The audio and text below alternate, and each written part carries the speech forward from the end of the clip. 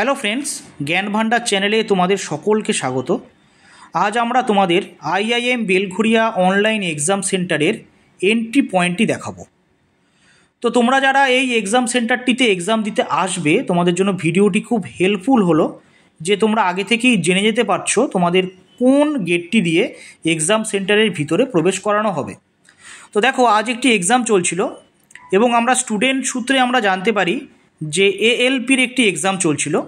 এবং দেখো, এক্সাম সেন্টারটির একদম ফ্রন্ট যে গেটটি রয়েছে সেই গেটটির সামনে পুলিশ ফোর্সও রয়েছে এবং স্টুডেন্টরা দেখো এক এক করে প্রবেশ করছে এবং দেখো সমস্ত স্টুডেন্টরা লাইন দিয়ে দাঁড়িয়ে রয়েছে গেটটির সামনে।